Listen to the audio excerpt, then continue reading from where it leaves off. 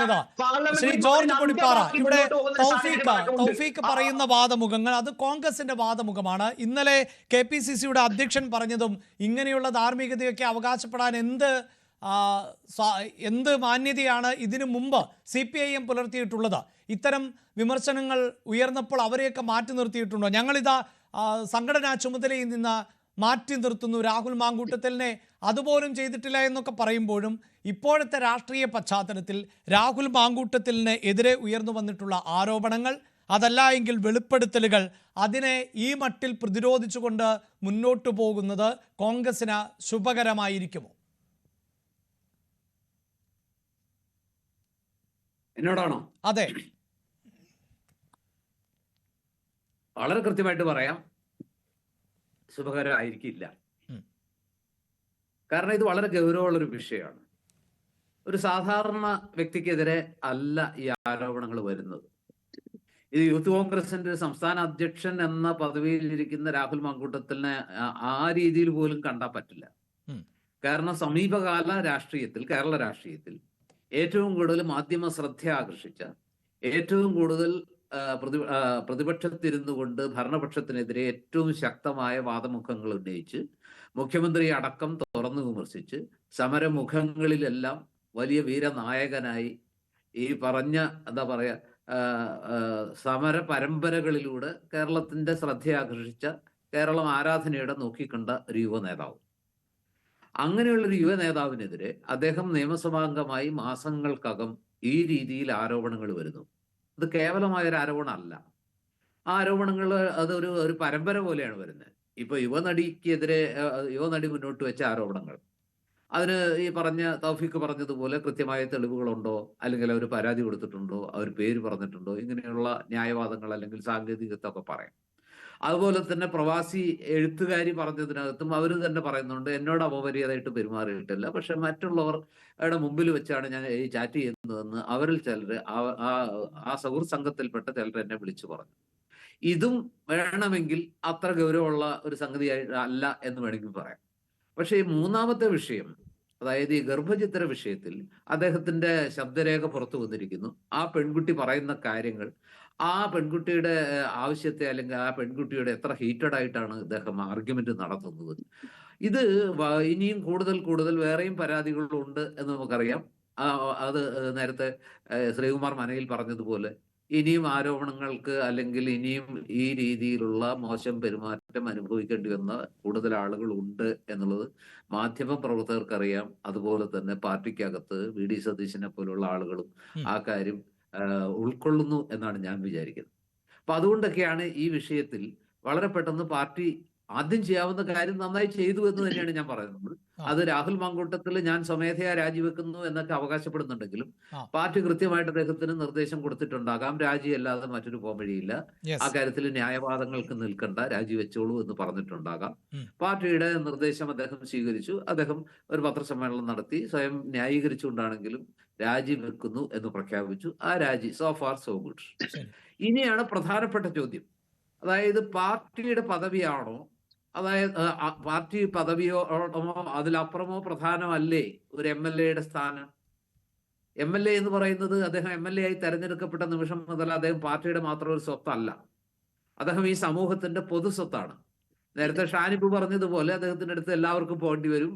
അദ്ദേഹത്തിന്റെ അടുത്തേക്ക് പൊതുസമൂഹത്തിൽപ്പെട്ട എല്ലാ വിഭാഗത്തിൽപ്പെട്ട എല്ലാ ജെൻഡറിൽപ്പെട്ടവർക്കും പോകേണ്ടി വരും, ചെറുപ്പക്കാർ പോകേണ്ടി വരും, അതുപോലെ തന്നെ വിദ്യാർത്ഥികൾക്ക് പോകും, ഇതെല്ലാം പോകേണ്ടി വരും.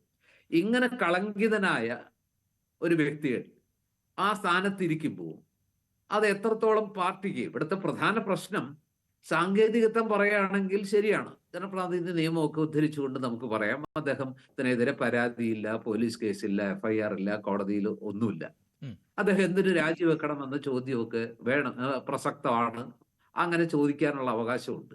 പക്ഷെ എൻ്റെ മനസ്സിലുള്ള ചോദ്യം എന്താണെന്ന് വെച്ചാൽ, ഇതിനകത്ത് കൃത്യമായൊരു ധാർമ്മികതയുണ്ട്. CPM എന്ത് ചെയ്തു അല്ലെങ്കിൽ BJP എന്ത് ചെയ്തു എന്നതിനപ്പുറത്ത് കോൺഗ്രസ് എന്ത് ചെയ്യുന്നു എന്നൊരു വലിയ ചോദ്യമുണ്ട്. ഇപ്പൊ CPM-നെ പോലെയല്ല ഞങ്ങളുടെ പാർട്ടി എന്ന് അവകാശപ്പെടുന്നവരാണല്ലോ കോൺഗ്രസ് നേതാക്കൾ. അങ്ങനെയെങ്കിൽ CPM നേതാക്കൾ ന്യായീകരിച്ച് പലരെയും വെളുപ്പിക്കുന്നുണ്ട്. അത് നമുക്കറിയാം. ഉം. ഈ പറഞ്ഞ പട്ടികയിൽ തൗഫീഖ് രാജ് പറഞ്ഞ ആളുകളുടെ പട്ടിക വളരെ വലുതാണ്. അവരെയെല്ലാം സംരക്ഷിക്കുന്ന, അവരെയെല്ലാം ന്യായീകരിച്ച് കുറ്റം ചെയ്ത് വേറെ വല്ലവരും ആണോ എന്ന് തോന്നിക്കുന്ന രീതിയിലേക്കൊക്കെ എത്തിച്ചതൊക്കെ നമുക്കറിയാം. മന്ത്രിമാരുണ്ട് ആ അതെ. കൂട്ടത്തില്, അതുപോലെ തന്നെ മുൻ മന്ത്രിമാരുണ്ട് ആ കൂട്ടത്തില്, ഉം. MLA മാരുണ്ട്. ഇതെല്ലാം ശരിയാണ്. ആ ന്യായങ്ങളൊന്നും അപ്രസക്തമാണെന്നും ഞാൻ പറയുന്നില്ല. പക്ഷേ കോൺഗ്രസിനെ സംബന്ധിച്ചിടത്തോളം ഏറ്റവും പ്രധാനപ്പെട്ട പ്രശ്നം എന്ന് പറയുന്നത് 2 തെരഞ്ഞെടുപ്പുകൾ അടുത്ത് വരികയാണ്. ഉം. 2 തവണ നിയമസഭാ തെരഞ്ഞെടുപ്പിൽ വലിയ പരാജയം ഏറ്റുവാങ്ങിയ ഒരു പ്രസ്ഥാനമാണ് കോൺഗ്രസും കോൺഗ്രസ് നേതൃത്വം നൽകുന്ന UDF-ഉം. ഈ ഒരു സാഹചര്യത്തിൽ ഒരു ജീവൻ മരണ പോരാട്ടത്തിലേക്ക്, രാഷ്ട്രീയ പോരാട്ടങ്ങളിലേക്ക് പാർട്ടി കടക്കുന്ന ഘട്ടത്തിൽ യെസ്. ഇത്രയും ഇമേജ് ഉള്ള, അല്ലെങ്കിൽ ഇത്രയും വലിയ സ്ഥാനത്തിരുന്ന് കേരള സമൂഹത്തിന്റെ കണ്ണും കാതും ആകർഷിച്ച് അതായത് വളരെ പെട്ടെന്ന് മിന്നൽ വേഗത്തിൽ ഉം. വലിയ നേതൃപദവിയിലേക്കും അംഗീകാരത്തിലേക്കും അതുപോലെ തന്നെ സ്ഥാനലബ്ധികളിലേക്കൊക്കെ എത്തിച്ചേർന്ന ഈ ചെറുപ്പക്കാരനായ നേതാവിനെതിരെ നേരത്തെ നിങ്ങൾ പലരും സൂചിപ്പിച്ചതുപോലെ ഒരാരോപണമല്ല, ആ. 2 ആരോപണമല്ല, ഉം. 3 ആരോപണമല്ല, ഉം.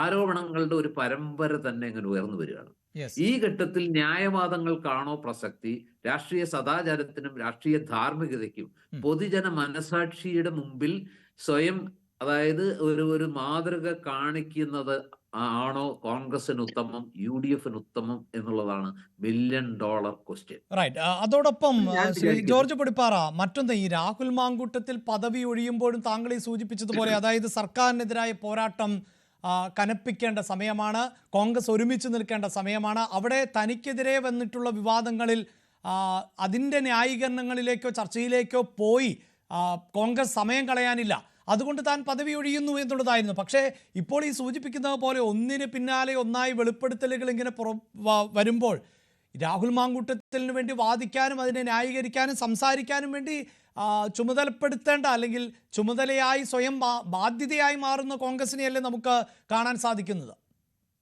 ഇവിടുത്തെ പ്രശ്നം എന്താണ് അഭിലാഷേ? യഥാർത്ഥത്തിൽ രാഹുൽ മാങ്കൂട്ടത്തിലിന്റെ ഈ എന്താ പറയാ, ഇപ്പൊ എത്തിപ്പെട്ടിരിക്കുന്ന ഈ അവസ്ഥയിലൂടെ പ്രതിക്കൂട്ടിലാകുന്നത്, വലിയ പ്രതിസന്ധിയിലാകുന്നത് പാർട്ടിയാണ്. ആ പാർട്ടിയുടെ തെരഞ്ഞെടുപ്പ് വിജയത്തിലേക്ക് നയിക്കുന്ന പ്രധാന മുഖങ്ങൾക്ക് നേരെയാണ് വലിയ ആരോപണങ്ങൾ വരുന്നത്. ഇപ്പൊ ഷാനിബ് തന്നെ എനിക്ക് തോന്നുന്നു രാഹുൽ മാങ്കൂട്ടത്തിലിനേക്കാൾ കൂടുതൽ അദ്ദേഹം സംസാരിച്ചത് പറഞ്ഞ നമ്മുടെ ഷാഫി പറമ്പിലിനെതിരെയാണ്. ഒപ്പം ഒരു വലിയ അളവിൽ VD സതീശനെതിരെയാണ്. അതുതന്നെയാണ് ഇതിനകത്ത് ഏറ്റവും വലിയ പ്രശ്നം. അതായത് രാഹുൽ മാങ്കൂട്ടത്തിൽ സ്വയം ന്യായീകരിച്ച്, അദ്ദേഹത്തെ പാർട്ടി ന്യായീകരിച്ച്, ന്യായവാദങ്ങൾ മുന്നോട്ട് വെച്ച് അദ്ദേഹത്തെ സംരക്ഷിക്കാൻ ശ്രമിക്കും തോറും പാർട്ടി കൂടുതൽ വിഷമവൃത്തത്തിലേക്ക് എത്തിപ്പെടും. പാർട്ടിക്ക് ന്യായീകരിച്ച് നിൽക്കും. പൊതുസമൂഹത്തിന്റെ മനസാക്ഷിക്ക് മുമ്പിൽ ഈ ന്യായവാദങ്ങൾ വിലപ്പോവില്ല. അങ്ങനെ വിലപ്പോയാൽ പോലും അത് ന്യായവാദങ്ങൾ മാത്രമേ ആകുന്നുള്ളൂ.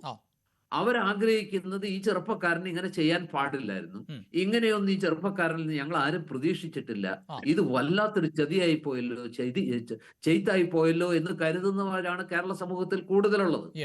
അത് മാത്രമല്ല, ഇതിൽ ശ്രീ ജോർജ് പൊടിപ്പാറ ഇവിടെ ഈ സൂചിപ്പിക്കുന്ന പോലെ ഇപ്പോൾ ഷാനിബ് അദ്ദേഹം ഈ ചർച്ചയുടെ ഭാഗമായിരിക്കുന്നുണ്ട്.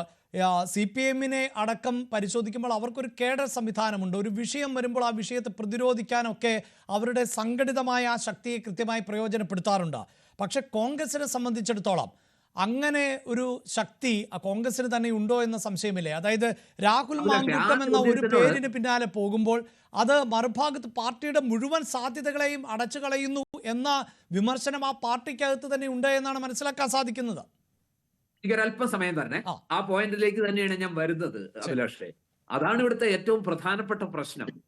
അതായത് ഒരു വ്യക്തിയെ ന്യായീകരിച്ച് വെളുപ്പിക്കാൻ വേണ്ടി, ആ വ്യക്തിയെ ന്യായീകരിക്കാനും ആ വ്യക്തിയെ സംരക്ഷിക്കാനും വേണ്ടി പാർട്ടി സംവിധാനം അപ്പാടെ പ്രവർത്തിച്ചാൽ ആത്യന്തികമായിട്ട് വരാനിരിക്കുന്ന വലിയ രാഷ്ട്രീയ യുദ്ധത്തിൽ പാർട്ടിക്ക് നേട്ടമാണോ കോട്ടമാണോ ഉണ്ടാകുക? ഇതാണ് ഏറ്റവും പ്രധാനപ്പെട്ട ചോദ്യം. അതായത് ഒരു പാർട്ടി എന്ന നിലയ്ക്ക് കോൺഗ്രസിനെ സംബന്ധിച്ചിടത്തോളം, ഒരു മുന്നണി എന്ന നിലയ്ക്ക് UDF-നെ സംബന്ധിച്ചിടത്തോളം രാഹുൽ മാങ്കൂട്ടത്തിൽ എന്ന് പറയുന്നത് ഉണ്ടെങ്കിൽ അദ്ദേഹം നല്ല നിലയിൽ അദ്ദേഹം ഇതുവരെ സൃഷ്ടിച്ച ആ ഒരു ഇമേജുമായിട്ട് നല്ല ഒരു പ്രതിച്ഛായയിലാണ് നിൽക്കുന്നതെങ്കിൽ ഇറ്റ്സ് വെരി ഗുഡ്, നല്ലതാണ്. നേരെ മറിച്ച് ഇത്തരം ഒരു പ്രതിച്ഛായയുമായിട്ട് നിൽക്കുന്ന രാഹുൽ മാങ്കൂട്ടത്തിൽ എന്ന് പറയുന്ന നേതാവാകട്ടെ, അല്ലെങ്കിൽ ആ പാർട്ടി മെമ്പർ ആവട്ടെ, ഈ പാർട്ടിക്ക് ഒരു ബാധ്യതയായി തീരില്ലേ? വരാനിരിക്കുന്ന തെരഞ്ഞെടുപ്പുകളിൽ ഏറ്റവും പ്രധാനപ്പെട്ട വിഷയമായിട്ട് ഉയരാൻ പോകുന്നത് ഇതാണ്. മാത്രമല്ല നാളെ ഉയരാനിരിക്കുന്ന സമര പരമ്പരകൾ, അതിനെ പാർട്ടി എത്രത്തോളം നേരിടാൻ കഴിയും. അപ്പൊ അങ്ങനെ വരുമ്പോൾ രാഹുൽ മാങ്കൂട്ടത്തിൽ MLA സ്ഥാനം രാജിവെച്ചാൽ തീർച്ചയായിട്ടും ഈ സമരങ്ങളുടെ തീവ്രത കുറയും, വീര്യം കുറയും. അവർക്ക് പറയാൻ പറ്റില്ല. മാത്രമല്ല കോൺഗ്രസിന് കുറച്ചുകൂടി ആത്മവിശ്വാസത്തോടെ പറയാം, നിങ്ങളുടെ പാർട്ടി അല്ല, ഈ പാർട്ടി വ്യത്യസ്തമാണ്. നിങ്ങൾ ഇതുവരെ ഈ പറഞ്ഞ പോലെ ഇപ്പൊ അഭിലാഷ് പറഞ്ഞ അവർക്ക് വലിയ ന്യായീകരണ സംവിധാനങ്ങളുണ്ട്, പാർട്ടി കേഡറുണ്ട്. അവരത് ഒറ്റക്കെട്ടായി നിന്ന് ഒറ്റക്കെട്ടായാലും ഇരട്ടക്കെട്ടായാലും ഇതിനകത്തെ പ്രധാന പ്രശ്നം തെറ്റ് ആര് ചെയ്താലും തെറ്റാണ് എന്ന് പറയാനുള്ള ഒരു ആർജവും വേണം. അത് CPM ഉണ്ടാവേണ്ടതാണ്. CPM ബാക്കിയുള്ളവരുടെ കാര്യം പറയുമ്പോൾ മാത്രം വലിയ വലിയ ആർഷഭാരതവും ഭരണശാലയും പറയും. സ്വന്തം കാര്യം പറയുമ്പോൾ പാർട്ടി അന്വേഷണമാണ്, ആ പീഡനത്തിന് തീവ്രത കുറവാണ് എന്ന് പറഞ്ഞ് പാർട്ടി തന്നെ അന്വേഷണ കമ്മിറ്റി വെക്കും. ഞങ്ങൾക്ക് സ്വന്തം സംവിധാനം ഉണ്ടെന്ന് പറയുന്നു. അതിന് ഈ പറഞ്ഞ കേഡർ സംവിധാനത്തിന്റെ ഒരു ശക്തി ഉപയോഗിക്കുന്നു, ഇത്തരം കാര്യങ്ങളെ ന്യായീകരിക്കുന്നു. ശരിയല്ല, ന്യായമല്ല, അംഗീകരിക്കാനും പറ്റില്ല. പക്ഷെ എന്റെ പോയിന്റ് ഇത്രയേ ഉള്ളൂ, ഇവിടെ രാഹുൽ മാങ്കൂട്ടത്തിനേക്കാൾ പ്രധാനം UDF-ഉം കോൺഗ്രസുമാണ്. കോൺഗ്രസ് ആലോചിക്കേണ്ടത് രാഹുലിനെ ന്യായീകരിക്കുന്നത് വഴി അൾട്ടിമേറ്റ് ആയിട്ട് ഈ പാർട്ടിയുടെ സാധ്യതകളെ അത് എത്രത്തോളം ബാധിക്കും, അത് ഗുണമാണോ ദോഷമാണോ. ഇപ്പോഴത്തെ ഒരു സാഹചര്യത്തിൽ രാഹുൽ മാങ്കൂട്ടത്തിലിനെ ന്യായീകരിച്ച് വെളുപ്പിക്കുന്നത് കൊണ്ട് വീണ്ടും വീണ്ടും ആരോപണങ്ങളുടെ പ്രവാഹം ഉണ്ടാകുന്ന ഒരു സാഹചര്യത്തിൽ രാഹുൽ മാങ്കൂട്ടത്തിൽ പാർട്ടിയെ അല്പമെങ്കിലും സ്നേഹിക്കുന്നുണ്ടെങ്കിൽ, പാർട്ടിയിൽ നിന്ന് അദ്ദേഹം ഇത്രയും കാലം നേടിയതിന് എന്തെങ്കിലും ഒരു പ്രതിനന്ദി ചെയ്യാൻ ആഗ്രഹിക്കുന്നുവെങ്കിൽ അദ്ദേഹം പാർട്ടിയുടെ പ്രേരണ കൂടാതെ തന്നെ അദ്ദേഹം ഉയർന്ന ആ ഒരു എന്താ പറയാ ധാർമ്മികത ഉയർത്തിപ്പിടിച്ചുകൊണ്ട് MLA സ്ഥാനം രാജിവെക്കണമെന്നാണ് സ്നേഹപൂർവ്വം എനിക്ക് അദ്ദേഹം. അതിന് രാഹുൽ തുനിയുമോ അതെയോ രാഹുലിനെ കൊണ്ട് രാജിവെപ്പിക്കുമോ? ഇതിലൊക്കെ ഇനിയും അറിയേണ്ടതുണ്ട് കാര്യങ്ങൾ. ഇന്ന് വാർത്താ സമ്മേളനം നടത്തുമ്പോൾ ഒരുപക്ഷെ വ്യക്തത വരുമെന്ന് പ്രതീക്ഷിച്ചതാണ്. ശ്രീ ഷാനി